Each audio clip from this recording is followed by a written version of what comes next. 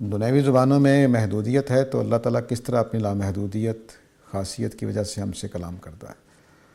قرآن کا یہی معجزہ ہے.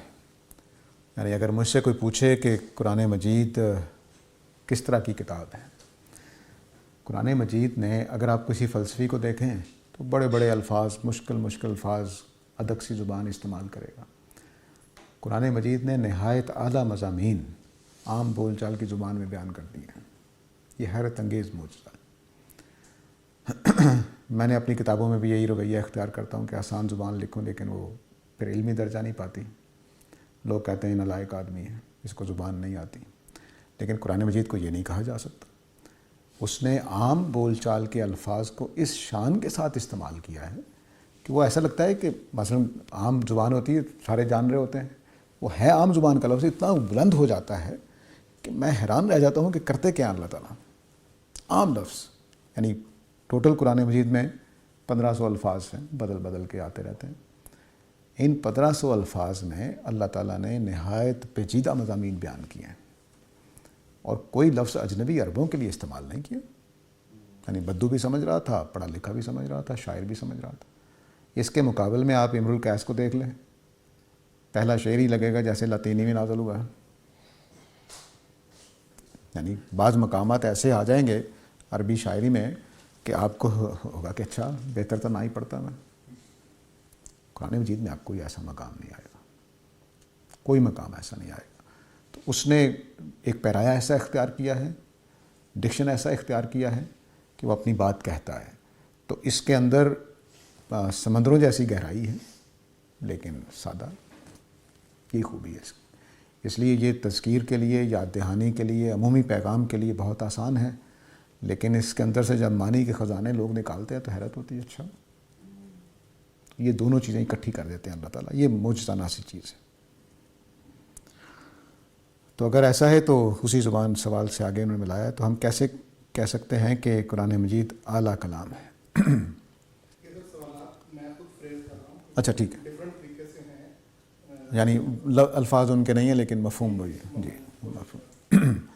تو قرآن مجید کا اعلیٰ کلام ہونے کا مطلب کیا ہے کہ یہ شستہ زبان، لسان مبین، بالکل دو ٹوک، واضح، سادہ الفاظ میں اعلیٰ مضامین، وہ قرآن نے کر دیا. تو اس کے اعلیٰ ہونے کا، یعنی میں کوئی عقیدت کی وجہ سے نہیں کہہ رہا، طالب علم ہوں اسی بنیاد پر کہہ رہا ہوں. میں نے عربی، فارسی، اردو، انگریزی شاعروں کو پڑھا ہے، تو میں آپ کو یقین کے ساتھ کہتا ہوں کہ یہ سلاست، یہ معیار، سادہ الفاظ میں یہ باتیں ہیں کہیں نظر نہیں آتی. بلکہ وہ جو ہمارے ہاں پتہ نہیں حقیقی واقعہ ہے کہ نہیں واقعہ ہے، قرآن مجید کا مولانا فراہی کے الفاظ میں، یہ ہمارے سامنے پھول پڑے ہیں، یہ مصنوعی پھول ہیں. دور سے ہو سکتا ہے آپ دیکھ کر کہیں یار اصلی لگ رہے ہیں، لیکن کبھی آپ اس کو ہاتھ لگا کر، کبھی سونگھ کر بتا دیں گے کہ نہیں یہ اصلی نہیں ہے. تو قرآن مجید اصلی پھول کی طرح ہے. یہ اگر اس کی پتیاں بکھری ہوئی بھی ہیں تب بھی یہ اصلی ہے. یعنی سمجھ نہیں آ رہا نا کلام، فرض کر لیجئے کہ آپ نظم نہیں، گرفت میں نہیں آ رہا کہ کیا پتیاں بکھر گئی ہیں پھول کی، تب بھی یہ اصلی ہیں. تو جو اصلی پھول میں اور اس مصنوعی پھول میں فرق ہے، وہی قرآن مجید میں اور ہمارے کلاموں میں فرق ہے. میں ایسا ہی محسوس کرتا ہوں کہ آپ یہ نہیں کہہ سکتے کہ یہ عربی نہیں ہے، لیکن یہ عربی بھی نہیں ہے. یہ عجیب بات ہے. یعنی یہ مشکل ہے اس کو بیان کرنا. جیسے میں یہ بیان نہیں کر سکتا کہ اصلی پھول اس پھول میں کیا فرق ہے. وہ کبھی ٹیکسچر سے پتہ چل جائے گا، کبھی ٹوٹ جانے سے، کبھی اس کے تازہ ہونے سے، کبھی اس کی خوشبو سے، کئی پہلو ہوتے ہیں. ایسے ہی اس کے بے شمار پہلو ہیں جو اس کو عام کلام نہیں رہنے دیتا، اصلی کلام بنا دیتا. یہ اصلی کلام ہے انسانی زبان میں. اس لیے اس کا رنگ ڈھنگ ہی اور ہے. اس کو کس سے ملائیں؟ شاعری سے ملائیں نہیں ملتا، اس کو نثر سے ملائیں نہیں ملتا، اس کو کیا کریں تقریروں سے ملائیں نہیں ملتا. تو جیسے میں نے شروع میں مثال دی، ایک اور مثال دے کہ یہ مائک ہمارے سامنے پڑا ہے، تو اس مائک کی شکل ہم نے ایک پائپ کی طرح بنائی ہے. اللہ نے کوئی ایسا درخت بنایا، ٹیڑھے میڑھے درخت، کوئی شاخ ادھر کو نکلی ہوئی، کوئی ادھر کو نکلی ہوئی، لیکن اس کا حسن، اس کی خوبی، کیا بات ہے. تو اس میں اس مائک کی اس ڈیزائن میں اور درخت میں جو فرق ہے وہی قرآن میں اور انسانی کلام میں فرق. ہم بڑا ناپ تول کے اس کو سیدھی لائنیں سیدھے سٹیپ بائی سٹیپ ایک کے بعد دوسری بات دوسری کے بعد تیسری بات. قرآن مجید ایسے نہیں آتا, وہ ترتیب ہی ہوتی ہے, لیکن درخت کی شاخوں کی ترتیب اور اس کی ترتیب زمین آسمان کا فرق ہے.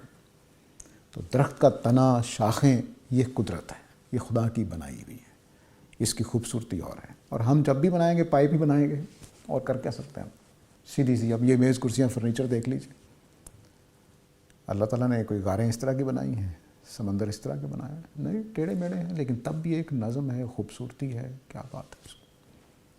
تو یہ فرق ہے, اس کو بیان کرنا بڑا مشکل ہے, کم از کم میں تو بیان نہیں کر سکتا.